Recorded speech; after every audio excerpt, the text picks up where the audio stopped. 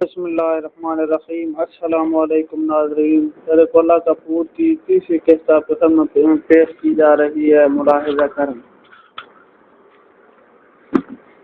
If اللہ، تو کیا آپ کے خیال میں بیگم شیرازی بھی کسی ڈر اللہ کا شکار ہوئی ہیں؟ فرزانہ نے بکھلا کر پوچھا۔ اس کے علاوہ اور کیا کہا جا سکتا ہے؟ جبکہ ڈاکٹر کو ان کی بیماری بھی سمجھ میں نہیں آئی۔ انسپکٹر جمشید بولے، یہ ہم کن حالات کا شکار ہو گئے؟ محمود کے منہ سے نکلا، حالات تو ہمیں ہمیشہ ہی شکار کرتے رہتے ہیں، اب سوال یہ ہے کہ ہمیں کیا کرنا ہے۔ ادھر آنٹی کا سلسلہ ہے اور ادھر طاہر گیلانی صاحب کا۔ فاروق نے کہا، ہم دو پارٹیوں میں تقسیم ہو جاتے ہیں، میں اور فرزانہ واپس جائیں گے اور بیگم شیرازی کی حفاظت کریں گے، تم دونوں اپنے انکل کے ساتھ یہاں رہو گے اور طاہر گیلانی کو نظروں میں رکھو گے۔ انسپکٹر جمشید نے تجویز پیش کی، لیکن ابا جان اس طرح تو یہ تین ہو جائیں گے اور ہم دو ہی رہ جائیں گے۔ فرزانہ نے اعتراض کیا، اور امی جان کہاں گئی؟ محمود مسکرایا، او ہاں بالکل ٹھیک ہے، تو پھر چلیے، امی اور آنٹی پریشان ہوں گی۔ ہاں بس چلتے ہیں، میں ان تینوں کو کچھ ہدایات دے دوں۔ یہ کہہ کر وہ محمود، فاروق اور خان رحمان کو الگ ایک کونے میں لے گئے اور دبی آواز میں انہیں کچھ کہنے لگے۔ آخر میں انہوں نے کہا، رحمان تمہارے پاس پستول تو ہوگا؟ نہیں، یہاں میں اپنے دوست کی بیٹی کی بیماری کی خبر سن کر آیا تھا، پستول کیسے ساتھ رہا تھا؟ انہوں نے جواب دیا، میرا مطلب تھا گھر میں تو ہوگا۔ ہاں بھلا گھر میں کون نہ ہوگا؟ وہ بولے، تو جا کر وہ پستول لے آؤ یہاں یا ظہور کے ذریعے منگا لو۔ انسپکٹر جمشید بولے، وہ تو پستول کو ہاتھ لگاتے ہوئے کانپتا ہے۔ ہاں رحمان مسکرائے، ارے وہ کیوں؟ کہیں پستول چل نہ جائے۔ خیر تم فکر نہ کرو، میں ابھی جا کر پستول لے آتا ہوں، ابھی تو سورج بھی غریب نہیں ہوا۔ یہ ڈریکولا قسم کی چیزیں جہاں تک میرا خیال ہے دن کی روشنی میں حملہ آور نہیں ہوتی۔ ہاں دن کے وقت انہیں دکھائی نہیں دیتا۔ بس تو پھر فکر کی کیا بات ہے، میں ابھی جا کر لے آؤں گا۔ ٹھیک ہے، میں تمہیں سمجھا چکا ہوں کہ کیا کرنا ہے۔ اچھا اب ہم چلتے ہیں، ہمیں ادھر جا کر بھی کچھ انتظامات کرنے ہیں۔ ٹھیک ہے، آپ فکر نہ کریں، آج رات ڈریکولا طاہر گیلانی کا کچھ نہیں بگاڑ سکے گا، محمود نے کہا۔ انسپکٹر جمشید اور فرزانہ ان سے رخصت ہو کر گھر پہنچے تو بیگم جمشید اور شیرازی بیگم کے رنگ واقعی اڑے ہوئے تھے۔ آپ نے وہ فون کیوں کیا تھا؟ بیگم جمشید نے جلدی سے پوچھا۔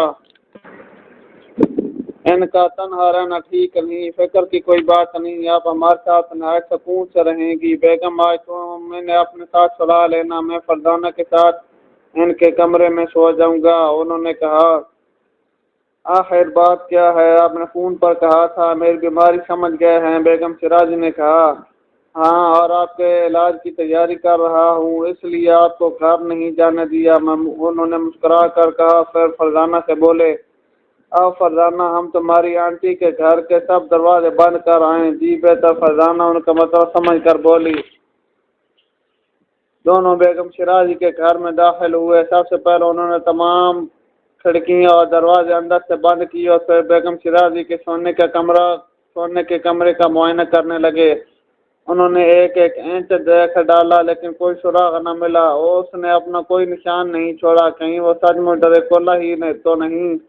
فرزانہ کے منہ سے نکلا، اگر وہ ڈریکولا ہے تو پھر اسے سراغ چھوڑنے اور نہ چھوڑنے کی کیا پرواہ ہو سکتی ہے؟ انسپکٹر جمشید بولے، اس کا مطلب ہے کہ اگر ہمیں کوئی سراغ مل جاتا ہے کہ وہ واقعی ڈریکولا ہے۔ فرزانہ کے لہجے میں حیرت تھی۔ اب یہ بھی نہیں کہا جا سکتا، حالات غیر یقینی ہیں اور ہم جب تک خود اسے اپنی آنکھوں سے نہ دیکھ لیں کچھ کہہ نہیں سکتے۔ آؤ ہم برآمدے حسین کا جائزہ لیں۔ وہ کمرے سے باہر نکلے اور برآمدہ کا جائزہ لینے لگے۔ اچانک کوئی چیز چمکتی نظر آئی۔ انسپکٹر جمشید نے جھک کر دیکھا، برآمدے میں بلب روشن تھا، اس کی روشنی میں انہوں نے دیکھا وہاں کانچ کا ایک ننھا سا ٹکڑا پڑا تھا اور اس ٹکڑے پر خون لگا ہوا تھا۔ رات سبز اور تاریک تھی، چاند کی آخری تاریخیں تھی اور آسمان پر ابر تھا، اس لیے تارے بھی نہیں نکلے تھے۔ سننے پر سوال یہ کہ ہلکی ہلکی بارش بھی شروع ہو گئی۔ اس میں فاروق کے دانت بج اٹھے۔ یہ تو کوئی عجیب بات نہیں تھی، لیکن محمود کو اس پر غصہ آ گیا۔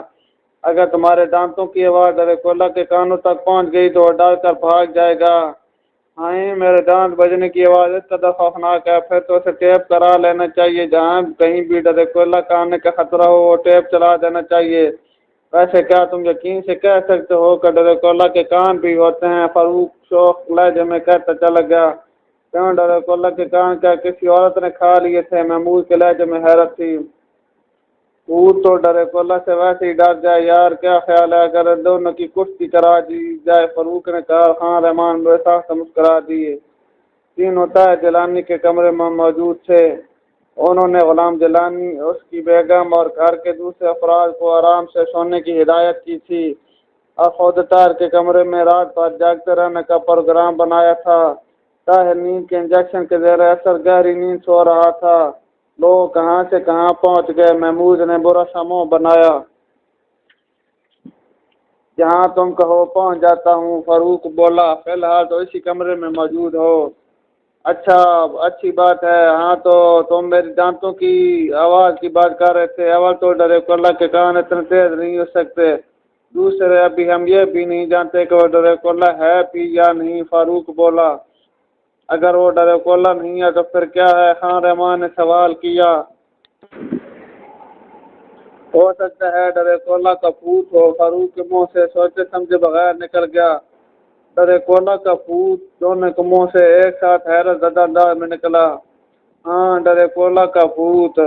भाई वाह, ये नई बात हुई। एक डरे कोला ही क्या कम था कि तुमने उसके साथ भूत का भी इजाफा कर दिया। हाँ, रहमान मुस्कराए। वैसे ख्याल है खूब। महमूद मुस्कराया।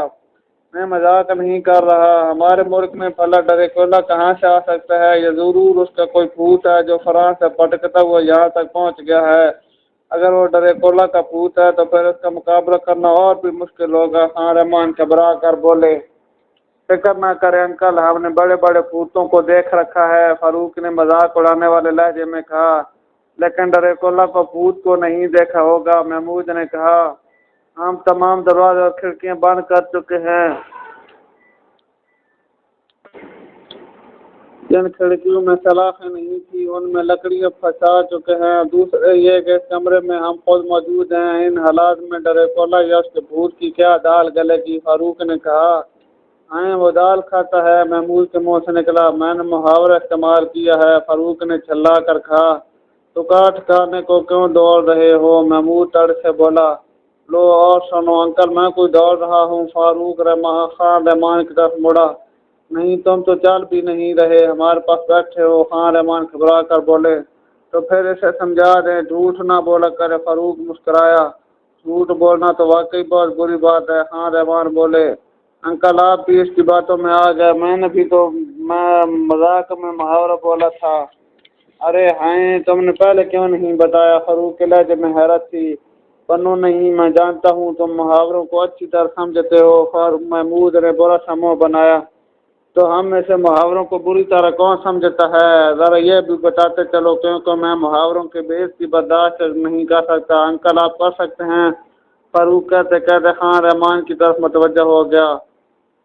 हरगिज़ नहीं, मुहावरों को बेइज्जती भी बुरी बात है। उन्होंने मुस्कुरा कर कहा। अंकल, आप इसकी ऊट पटांग बातों में इसका साथ दे रहे हैं। महमूद के लहजे में हैरत थी।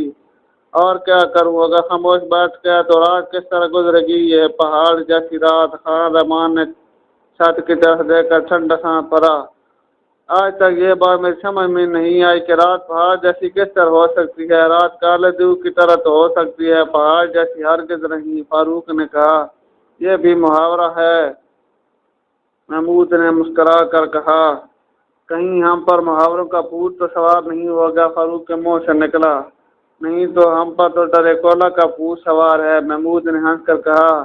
अरे बाप रे! फारूक ने बौखला कर अपने साथ पर सर पर हाथ फेरा, फिर फौरन पुरसकून होकर बोला। यार, क्यों मजाक करते हो? मेरे सर पर तो मेरे बालों के सिवा कुछ भी नहीं है। वैसे तुम दोनों का ख्याल है आज यहाँ वो डरे कोला का बच्चा आएगा? खान रमान ने पूछा। कुछ कहा नहीं जा सकता। सुनने में तो यही आया कि डरे कोल्ला अपने शिकार का खून उस वक्त तक पीता रहता है जब तक वो मर नहीं जाता और कब्र में नहीं पहुंच जाता, क्योंकि उसे मालूम है कि कब्र में जाने के बाद वो जब वो उसमें से उठेगा तो उसका साथी बन चुका होगा, फिर तो वो यहाँ ज़रूर आएगा। खान रहमान बोले।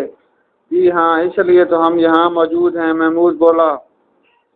رات کے 11 بج چکے ہیں، عام خیال یہ ہے کہ وہ 11 اور 12 کے درمیان آتا ہے، اس لیے اب ہمیں ابا جان کی ہدایات پر عمل شروع کر دینا چاہیے۔ فاروق بولا، ٹھیک ہے انکل، آپ یہیں ٹھہرے، ہم اپنا کام ختم کر کے آتے ہیں۔ خان رحمان پھٹی پھٹی آنکھوں سے دائیں بائیں دیکھنے لگے، ہر طرف خاموشی کا راج تھا۔ انہیں محمود اور فاروق شدت سے یاد آئے، جن کی باتوں سے کم از کم خوف کا احساس تو جاتا رہتا تھا۔ خان رحمان اب یہی سوچ رہے تھے کہ کسی چیز کے کھٹکنے کی آواز سے چونکے۔ دراصل محمود اور فاروق اپنا کام نمٹا آئے تھے، جو آنے والے حالات کے پیش نظر انہوں نے پلاننگ کی ہوئی تھی۔ ان دونوں کو دیکھ کر خان رحمان مسکرا دیے۔ اب تینوں نے سر جوڑ کر پلان کے نقشے پر نظریں جما دی۔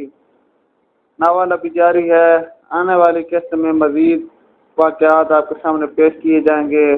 ویڈیو کیسی لگی لائک کریں، شیئر کریں، کمنٹ کریں۔ اگر چینل کو سبسکرائب نہیں کیا تو آپ سے گزارش ہے کہ چینل سبسکرائب کر دیں تاکہ آپ کو اس طرح کی مزید ناول اور ویڈیو ملتی رہیں۔ شکریہ، اللہ حافظ۔